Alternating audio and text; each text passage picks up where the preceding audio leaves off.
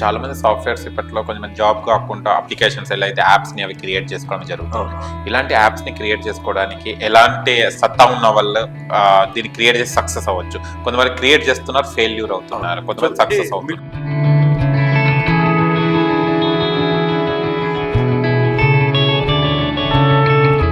మీ institution లో coaching తీసుకోవాలంటే speciality ఏముంది? మీ దగ్గర ఏం కోచింగ్ ఇస్తారు? ఫస్ట్ నేను స్టూడెంట్ లాగా చూడను. ఇప్పుడు మనము సాఫ్ట్వేర్ కి రావాలనుకుంటే ఇంటర్మీడియట్ నుంచి వెళ్ళే ఎలా ప్లానింగ్ చేసుకోవాలి? ఇంటర్మీడియట్ అయిపోయిన పిల్లల ఇన్స్టాగ్రామ్ రీల్స్ చూస్తే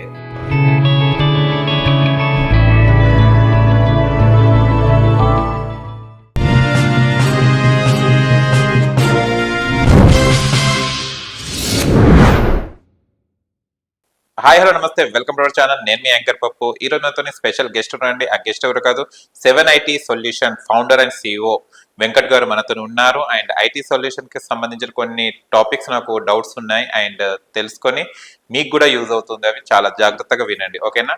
హాయ్ సార్. హాయ్ అండి. ఎలా ఉన్నారు? బాగున్నారండి. మీరు ఎలా ఉన్నారు? సూపర్ అండి. వెంకట్ గారు, ఇప్పుడు మనం చూస్తే కనుక చాలా క్లౌడ్ టెక్నాలజీ చాలా వస్తున్నాయి ప్రస్తుతం, ఓకేనా? వీటిని మీరు ఎలా బ్యాలెన్స్ చేస్తుంటారు? కొత్తవి వస్తున్నాయి, కొద్ది పాత దాన్ని ఎలా బ్యాలెన్స్ చేసి మీరు టీచ్ చేస్తుంటారు? క్లౌడ్ అని కాదండి, చాలా టూల్స్ కూడా వచ్చాయి. ఓకే. చాలా మంది తెలియదు. ఇప్పుడు మీకు సర్వీస్ నవ్ అనే ఒక టూల్ ఉంటుంది. సర్వీస్ నవ్లో అడ్మిన్ అండ్ డెవలప్మెంట్ ఉంటుంది. అది మీకు ఇండియాలో కానీ ఫారెన్లో కానీ నంబర్ ఆఫ్ ఓపెనింగ్స్ ఉన్నాయి. బట్ చాలా మందికి అంటే అది ఏదో డిఫరెంట్ టూల్ అలా వేలో ఎక్కువగా వెళ్ళేది ఏంటంటే SAP అని, పవర్ BI అని వీటిలో వెళ్తారు. ఇప్పుడు మీరు అంటే క్లౌడ్లో అజూర్ కానీ డెవాప్స్ కానీ ఉంది. బట్ ఫ్రెషర్స్కి తక్కువగా ఉంది. ఎక్స్పీరియన్స్కి ఉంది మార్కెట్, ఫ్రెషర్స్కి తక్కువ. ఇప్పుడు ఫ్రెషర్స్కి జాబ్స్ వచ్చేసి కంప్లీట్గా వాళ్ళు వెళ్ళాలనుకుంటే .NET అయినా బాగానే ఉందండి present. .NET full stock, .NET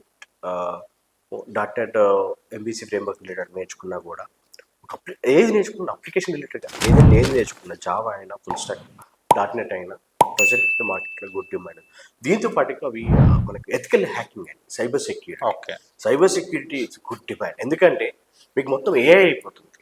okay, next అంత ఆర్టిఫిషియల్లోకి వెళ్ళిపోతుంది అండ్ ఆటోమేటెడ్ అవుతుంది. ఈ ఆటోమేటెడ్లో యూజ్ చేసి పైథాన్ కూడా demand. Python, machine learning, data science, ఏఐని సెక్యూర్ చేయాలంటే మనకి ఎథికల్ హ్యాకింగ్ అంటే రిలేటెడ్గా నేర్చుకోవాలి. ఒక అప్లికేషన్ బిల్డ్ చేయడానికి ఫుల్ స్టాక్ ఉంది, అప్లికేషన్ అడ్వాన్స్ చేయడానికి AI ఉంది, ఆ ఏఐని సెక్యూర్ చేయడానికి డిజిటల్ మార్కెటింగ్ ఉంది, వీటిని ప్రమోట్ చేయడానికి ఏఐని ప్రమోట్ చేయడానికి డిజిటల్ మార్కెటింగ్, వీటన్ని సెక్యూర్ చేయడానికి సైబర్ సెక్యూరిటీ ఉంది. ఈ 4లో వీటిని స్టోర్ చేయడానికి క్లౌడ్ కావాలి. ఈ 5లో నువ్వు ఎక్కడ ఉన్నా కూడా నీకు ఫ్యూచర్ ఉంటుంది. ఈ 5లో వీటికి మించి ఇంకా నెక్స్ట్ ఇంకేంటి, మరి టెస్టింగ్ ఉండకూడదంటే టెస్టింగ్ ఆల్వేస్ ఉంటుంది. టెస్టింగ్ ఆల్వేస్ ఉంటుంది. ఈ రోజులలో ఈ కోవిడ్ వల్ల ఈ ఫ్రెషర్స్ ఎక్స్పీరియన్స్ కొంచెం మింగిల్ అవ్వడం వల్ల ఫ్రెషర్స్ కాస్ట్ కొంచెం తక్కువ కనబడుతున్నాయి. కానీ మీకు ఫుల్ స్టాక్లో అయితే వచ్చి డిమాండ్ ఉంది. ఫుల్ స్టాక్ అని డిజిటల్ మార్కెటింగ్లోకి వస్తే ఇప్పుడు ఏ చిన్న కంపెనీకి వెళ్ళినా, ఈవెన్ స్ట్రీట్ షాప్ కూడా they are doing promotion in online.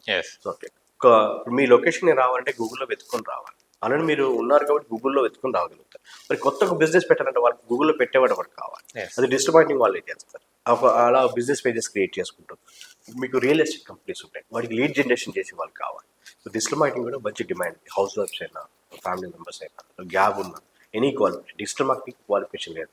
మిగతా అన్నిటి కొంచెం బీటెక్, CSC, IT ఉంటాయి. డిజిటల్ మార్కెటింగ్ ఎనీ క్వాలిఫికేషన్ ఎవరైనా వెళ్ళొచ్చు. మనం ఇంత మాట్లాడేంత టెక్నికల్గా చెప్పాం.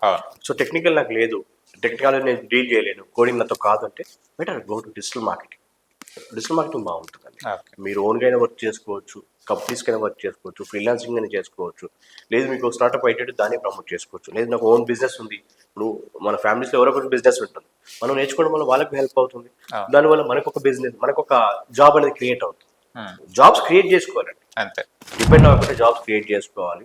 జాబ్ చేయడం కంటే జాబ్ ఇవ్వడం గొప్ప. ఇవ్వడం కావాలంటే నువ్వు టెక్నికల్గా ఒక ఎంటర్ప్రెనర్ అవుతే 100% ఒక టెక్నాలజీతో ఒక అప్లికేషన్ కానీ ఒక కంపెనీ కానీ స్టార్ట్ చేసుకోగలిగితే నెంబర్ ఆఫ్ మెంబర్స్ జాబ్ ఇవ్వచ్చు. చాలా మంది సాఫ్ట్వేర్స్ ఇప్పట్లో కొంచెం జాబ్ కాకుండా అప్లికేషన్స్ ఎలా అయితే యాప్స్ ని అవి క్రియేట్ చేసుకోవడం జరుగుతుంది.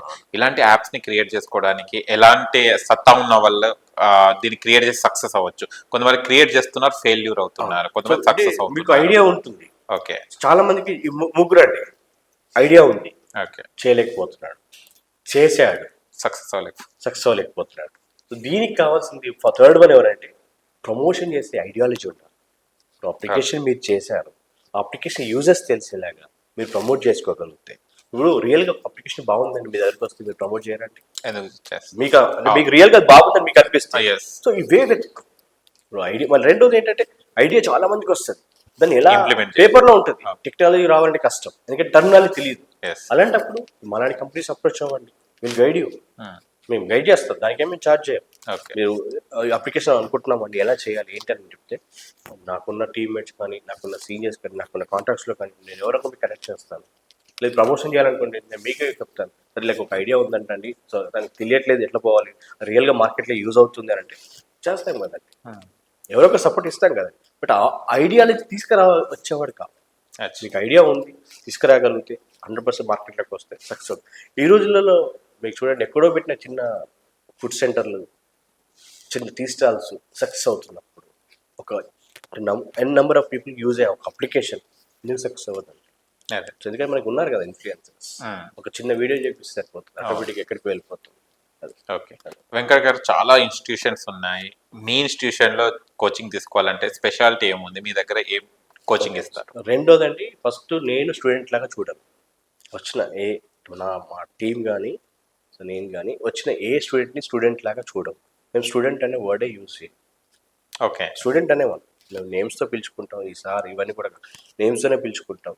సో మీరు చూడండి, టీమ్స్గా డివైడ్ అయ్యి క్రికెట్ మ్యాచెస్ ఆడతాం. ఓకే. సో ఓకే అంటే మేము ఏంటంటే నువ్వు నేర్చుకునే కాకుండా నువ్వు ఇక్కడ వర్క్ చేస్తున్నావు, 6 monthsలో నువ్వు ఒక ప్రాజెక్ట్లోకి రావాలి అంటే నువ్వు ఒక ఇంటర్న్లా ఫీల్ అవ్వాలి. ఒక కంపెనీ నేను హైర్ చేసుకుంది, ఈ 6 monthsలో నువ్వు అవుట్పుట్ చూపించి ప్రాజెక్ట్లోకి వచ్చే వీళ్ళు మేము ట్రైన్ చేస్తాం అన్నట్టు. అంటే లిమిటెడ్ మెంబర్స్ ఉంటారు. ఇప్పుడున్న ఇన్స్టిట్యూట్లో ఉన్న మెంబర్స్ అందరి పేర్లు నాకు తెలుసు, వాళ్ళ పేర్లతో సహా తెలుసు. ఓకే. సో అంటే ఎంత లిమిటెడ్ మెంబర్స్ ఉన్నారో అర్థం చేసుకోవాలి. And I won't encourage crowd.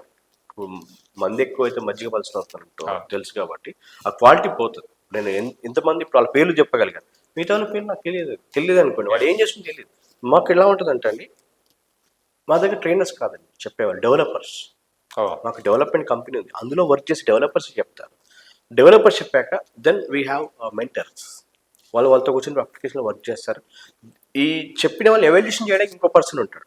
చెప్పిన పర్సన్ ఎవాల్యుయేషన్ చేస్తే బాగానే చేస్తున్నాడు మావాడని చెప్పొచ్చు, ఎవాల్యుయేషన్ చేయడానికి ఇంకో పర్సన్ ఉంటాడు, టాస్క్ చేయడానికి ఒక పర్సన్ ఉంటాడు, మానిటరింగ్ చేయడానికి ఒక మేనేజర్ ఉంటాడు.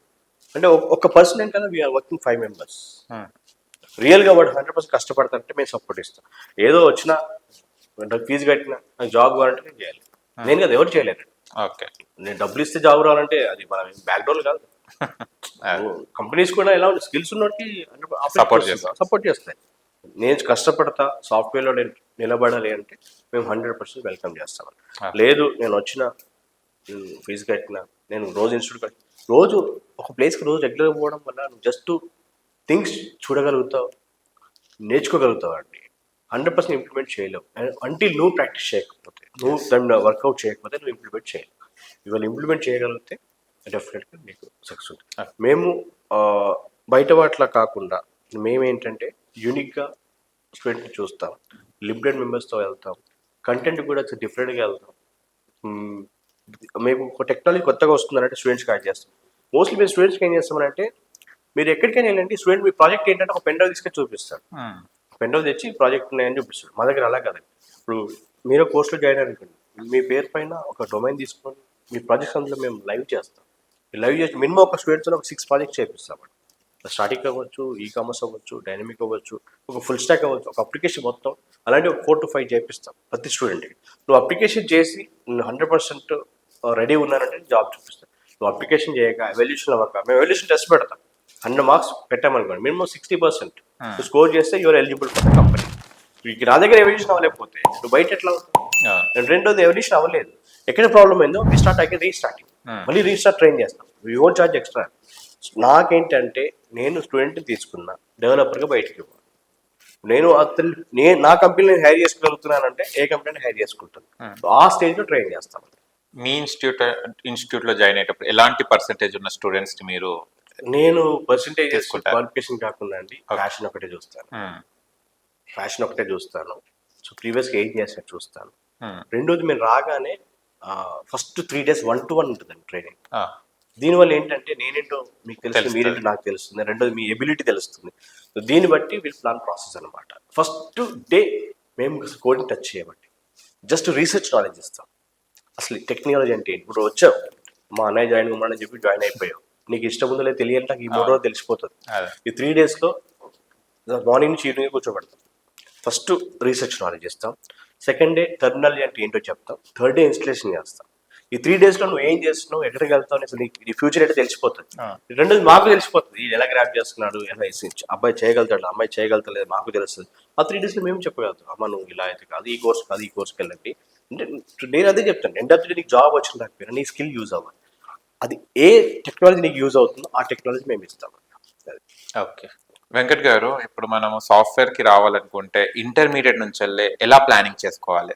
గుడ్ క్వశ్చన్ అండి. మోస్ట్లీ మీరు ఇంటర్మీడియట్ అయిపోయిన పిల్లల ఇన్స్టాగ్రామ్ రీల్స్ చూస్తే ప్రతి సమ్మర్లో వీ వెంట్ వెకేషన్ అని so and so so ends అలా కాకుండా ఎవడైనా పోస్ట్ పెడతారు, I learn this new thing అని చెప్పేసి. నో. పేరెంట్స్ కూడా సమ్మర్లో ట్రిప్స్ ప్లాన్ చేస్తున్నారు కానీ స్కిల్స్ ప్లాన్ చేయట్లేదు. స్కిల్స్ అంటే చాలు, బీటెక్ అయ్యాకనే ఏ రూల్ ఉందా, బీటెక్ అయ్యాక నాకు స్కిల్స్ నేర్చుకోవాలని. ఇంటర్మీడియట్ అయిపోయిన తర్వాత నెక్స్ట్ బీటెక్లోకి వెళ్తాడు. బీటెక్లోకి అడిగి ఇంట్రెస్ట్ లేకపోయినా సిఎస్సి ఐటీలో ఇస్తారు. వాడు మెకానికల్ ట్రిపుల్ఈకి వెళ్ళాలనుకున్న అతన్ని సిఎస్సి ఐటీలో వేసేస్తారు. అలా వేసే ముందు ఈ సమ్మర్లో కోడింగ్ క్లాసెస్ ప్లాన్ చేయాలి. సి, ఈ కోర్ జావా కానీ, కోర్ పైథాన్ కానీ, ఇలా కాన్సెప్ట్ ప్లాన్ చేయడం వల్ల ఈ వెబ్ పేజెస్ కానీ టెక్నాలజీ ఎలా గ్రాప్ చేసుకునే ఐడియా వస్తుంది. బాగా చేస్తున్నాడంటే మేము ఫీడ్బ్యాక్లు ఇస్తాం, మీ అబ్బాయి బాగా చేస్తున్నాడంటే మీరు వేయచ్చు, ప్రాబ్లం లేదు. ఇట్లా ఏం గ్రాప్ చేయలేట్లేదండి, దీనికంటే బెటర్ ప్లాన్, ఇంకేదైనా ప్లాన్ చేయండి అబ్బాయికి, ఇంకా ఏరోనాటికల్ ఉంది, ఇంకేది చాలా ఉన్నాయి మనకి బీటెక్లో. సో అలా ప్లాన్ చేయమని చెప్తాం. ఈ బీటెక్ అంతా అయిపోయిన తర్వాత వీడు సిఎస్సిలో 4 సబ్జెక్ట్ పోగొట్టుకొని అక్కడ ఖాళీగా ఉండి అప్పుడు పేరెంట్ తీసుకుని వస్తాడు, సార్ మా అబ్బాయి మరి బ్యాక్లాగ్లు ఉన్నాయండి, 1 year వేస్ట్ అయిపోయింది, ఇప్పుడు ఏం చేద్దాం. ఆ 4 years బీటెక్ అయిపోయిన తర్వాత 5-6 years తర్వాత ఆలోచించకండి. ఈ ఇంటర్మీడియట్ అయిన తర్వాత ఈ సమ్మర్ హాలిడేస్లో ఫస్ట్ ఇయర్ తర్వాత కొన్ని, సెకండ్ ఇయర్ తర్వాత ఇంకొంచెం, 10th తర్వాత ఇలా 10th అయిపోయిన తర్వాత మా దగ్గర ఉన్నారండి స్టూడెంట్. 7th 8th క్లాస్ అబ్బాయి వెబ్ పేజెస్ చేస్తాడు, యాప్ డెవలప్మెంట్ చేస్తాడు, ఎథికల్ హ్యాకింగ్ చేస్తాడు. వీ వోంట్ ప్రమోట్ అన్నమాట. దీనివల్ల ఏమైందంటే పేరెంట్ కూడా ప్లాన్ చేస్తాడు, ఆ అబ్బాయి నేను యూట్యూబ్లో వీడియో చూసాను, ఆ పిల్లాన్ని నేర్చుకున్నాడు, నువ్వు నేర్చుకుంటే వాడికి ఇంట్రెస్ట్ ఉంటే వాడే వెతుకుని వస్తాడు. మనం జస్ట్ పిల్లల ముందు టెక్నాలజీ మాట్లాడడం వల్ల వాడికి నేర్చుకుని కోరిక పడుతుంది. ఊరికే ఈ మూవీ ఆ మూవీ కాకుండా, ఈ పొలిటీషియన్ ఆ పొలిటీషియన్ కాకుండా, అంటే మన ఫ్యామిలీ ఇష్యూస్ కాకుండా సమ్ టైమ్ అంటే వాడి ఇంట్రెస్ట్ క్రియేట్ చేయడానికి హాస్పిటల్ అంటే డాక్టర్స్ గురించి, ఏరోనాటికల్ ఇంజనీర్స్ గురించి, దెన్ సాఫ్ట్వేర్స్ రిలేటెడ్ గురించి, బిజినెస్ న్యూ స్టార్టప్స్ గురించి మాట్లాడడం వల్ల పిల్లలకు చిన్నప్పటి నుంచే ఒక కోరిక స్టార్ట్ అవుతుంది. మీరు ఏ పిల్లలైనా పిలిచి అడగండి, ఏమవుతారు అంటే డాక్టర్ అవుతా అంటాడు. మరి సాఫ్ట్వేర్ అనే విషయం అది లేదు, చెప్పరు అసలు. డాక్టర్ అని వాడి చిన్నప్పటి నుంచి నేను పోలీస్ అవుతా, డాక్టర్ అవుతా, ఈ రెండే. పెద్దయ్యకపోతే సాఫ్ట్వేర్ డెవలపర్ అవుతా అంటాడు. చిన్నప్పటి నుంచి డాక్టర్ పోలీస్ చెప్పింది సాఫ్ట్వేర్ డెవలపర్ కూడా చెప్పండి. పిల్లలు కూర్చొని చెప్తూ ఉండడం వల్ల స్లోగా ఇంట్రెస్ట్ పడుతుంది. ఇప్పుడు మీకు కొంతమంది పిల్లలకు ఇప్పుడు బీటెక్ అయిపోయిన వాళ్ళకండి ల్యాప్టాప్ ఇస్తే ఏం చేయాలని ట్రైనర్ చాలా మంది ఉన్నారండి. ల్యాప్టాప్ ఇస్తే ఓపెన్ చేసి ఒక బోర్డులో క్రియేట్ చేసామా ఇది చూపి అంటే ఎవరు చెప్పరు నాకు రాదు అని, మేము రియాలిటీ చూస్తాం కాబట్టి చాలా మంది ఉన్నారండి. ఈ సిచ్యువేషన్ ఎందుకు వస్తుంది అని అంటే ల్యాప్టాప్ కొని ఇవ్వకుండా మొబైల్ కొని ఇవ్వడం, అవి ప్రాక్టీస్ ఎక్కువైతే మొబైల్స్ కొని ఇవ్వడం. సో మీరు మొబైల్లో పెట్టే మనీ ల్యాప్టాప్లో పెడితే ఒక 10,000 ఎక్స్ట్రా అవుతుందేమో, కానీ రేపటి ఫ్యూచర్ బాగుంటుంది. ఈ మొబైల్ ఇవ్వడం వల్ల మీరు ఒకసారి మన ఫోన్ ఎంత వాడుతున్నామో చూసుకుంటే గూగుల్ మన సెట్టింగ్స్లోకి వెళ్ళి ఒక ఆప్షన్ ఉంటుంది, ఒకటి ఎన్ని అవర్స్ ఎంత వాడుతున్నావు, ఏ యాప్ ఎంత టైం పెడుతున్నావు, సోషల్ మీడియాలో ఎంత ఉంటున్నావు, ఇన్స్టాగ్రామ్లో ఎంత ఉంటున్నావు, వాట్సాప్లో ఎంత ఉంటున్నావు, ఇవే చూస్తారు. ఇవాళ పేపర్ పడిపోయింది, టీవీ చూసే వాళ్ళు తగ్గిపోయారు, సోషల్ మీడియాలో ఎక్కువ ఉంటున్నారు. సో పెద్దవాళ్ళకి యూజ్ అయ్యే నాలెడ్జ్ తీసుకుంటే ఓకే, పిల్లలకి యూజ్ అయ్యే నాలెడ్జ్ తీసుకుంటే through out day social media ఉండడం వల్ల వీడు బాగుపడ పక్కన పెడితే ట్రాక్ మారే ఛాన్సెస్ ఎక్కువ ఉంటుంది. పేరెంట్స్ వాళ్ళు వీళ్ళకి టెక్నాలజీ స్టార్ట్ చేయడం వల్ల ఎవ్రీ టైం ఆ టెక్నాలజీ ఎలా డెవలప్ చేసుకోవాలి, అప్లికేషన్ చేయొచ్చు అంటే ఇందులో పిల్లలకి చాలా బాగా ఐడియాలు వస్తాయండి. నేను చూస్తుంటాను పిల్లలకి 8th 9th ఉండే పిల్లలకి మంచి టెక్నాలజీ ఐడియాలు వస్తాయి. అంటే వాళ్ళు చూసే థింగ్స్ అంటే వినే థింగ్స్ కాలేజ్ స్కూల్లో మాట్లాడుకుంటూ వాటి వల్ల మంచి ఐడియాస్ వస్తాయి. వాటిని వాళ్ళు డెవలప్ చేసుకుంటూ వెళ్ళచ్చు. సో పిల్లలకు ఈ మొబైల్స్ అవాయిడ్ చేయించి ల్యాప్టాప్స్ ఇచ్చి ఈ హాలిడేస్ టైంలో ట్రిప్స్ కాకుండా టెక్నాలజీ పరంగా వాళ్ళని గ్రో చేస్తే మనం ఇంత అంటే వీళ్ళ గురించి ఆలోచించి బీటెక్ తర్వాత ఏం చేయాలి ఎటెల్ ఆలోచించకుండా వాళ్ళ కెరీర్ వాళ్ళే బిల్డ్ చేసుకోవచ్చు అండి. Okay thank you so much sir, చాలా విషయాలు తెలుసుకుందాం. మరో ఇంటర్వ్యూలో మళ్ళీ కలుసుకొని ఇంకా వేరే కొత్త విషయాలు మాట్లాడుకుందాం. Thank you. చూశారు కదా ఫ్రెండ్స్, మీకు కనుక మా వీడియో నచ్చితే లైక్ చేయండి, షేర్ చేయండి, కామెంట్ చేయండి, సబ్స్క్రైబ్ చేయండి, అక్కడ గంట టంగును కొట్టండి. నేను మీ యాంకర్ పప్పు. బాయ్.